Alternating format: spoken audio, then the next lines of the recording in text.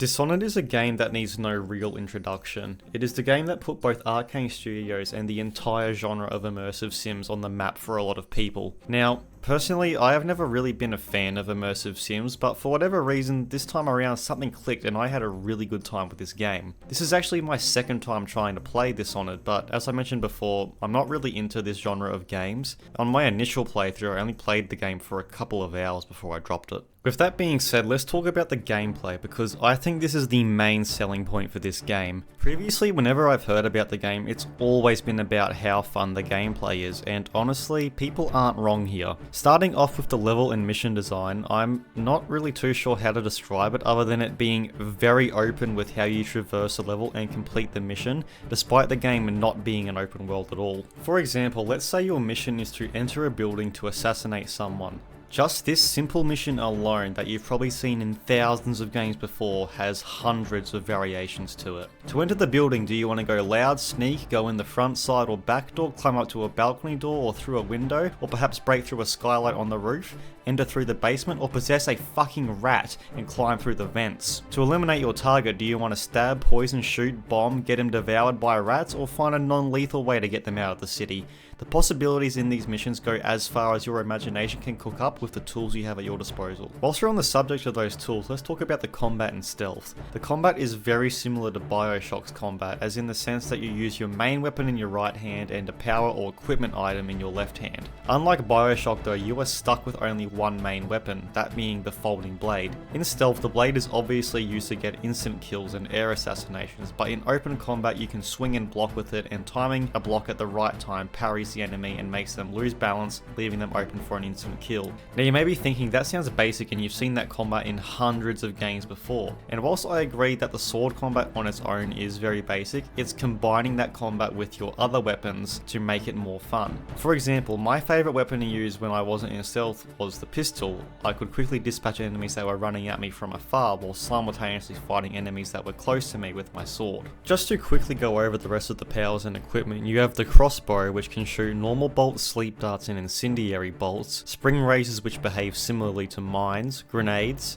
dark vision which allows you to see enemies through walls, blink which is a teleport, the wind blast which is essentially like a force push from Star Wars, devouring swarm which summons a swarm of rats that eat people, possession which allows you to possess both rats and people, and bend time which can make the world go into slow motion, and last but not least, the heart of a living thing, which is used to find runes and bone charms, which are resources used to upgrade your powers and give you small buffs. All of these abilities on their own are basic concepts, but combining them all together can lead to some of the most fun and engaging gameplay that I've had in years. Moving on to the story now, you play in the industrial city of Dunwall, which is a weird mixture of architecture inspired by 1800s London and stuff that looks similar to things the Combine would build in Half-Life 2. This city is run by Empress Jessamine Coldwin, and you play as her royal protector named Corvo Atano. At the beginning of the game, Corvo is on his way back from a voyage with information for the Empress about a plague that is currently spreading through Dunwall. On the way to the Empress, we meet her daughter Emily and other high-ranking members of the Empire.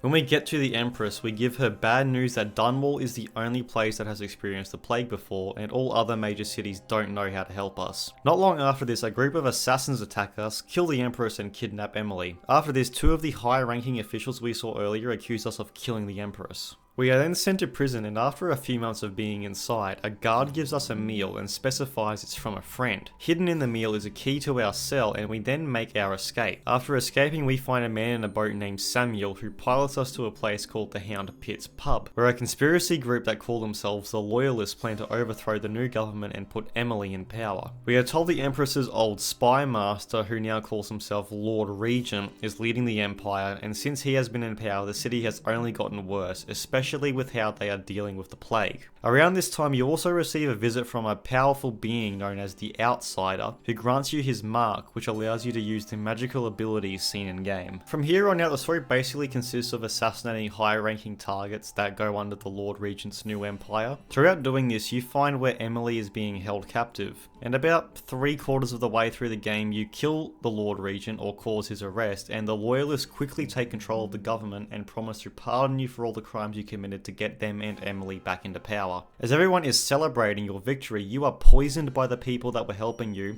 but you manage to survive thanks to the help of Samuel. Fast forward a bit to the end of the game, and you have killed the loyalist that betrayed you, saved Emily and put her back onto the throne. There are actually 3 different endings you can get here, and these endings depend on your chaos level throughout the game. The chaos level is a pretty basic morality system where the more you kill cunts, the higher your chaos. This system has other gameplay changes outside of the story, the main example being the presence of weepers. Weepers are plague victims that are essentially turned into your basic run-of-the-mill zombies, but the more you kill normal people, the more these guys will show up in other levels. Now, I don't really have an issue with this system, but I will say in my first playthrough of the game, I tried to be a good guy not killing one, and it was honestly so fucking boring, and it was the main reason why I dropped the game after a couple of hours. The game's abilities and equipment kind of lend themselves more towards a high chaos run anyways. For example, the rat swarm, spring razors, grenades, pistols, the sword, wind burst, and the crossbow with the exception of the sleep darts would all be rendered useless in a low chaos run. That's about half of the arsenal the game gives you. Oh, and also, if you want to get rid of enemies without using your sword, you can strangle them unconscious, but this has the downside of taking a bit of time to do, which on top of making half of your weapons and abilities useless, makes a low chaos run very unappealing to me. I think a good way to fix this would be something similar to infamous Second Son's morality system, where you have a skill tree that has unlocks specifically for good and evil playthroughs. That way each playstyle is able to use its own unique arsenal to its fullest extent. I'm going off on a bit of a tangent here about the morality system, but to bring it back around, my overall thoughts on the story are that it's really good. I wouldn't necessarily say I found it amazing,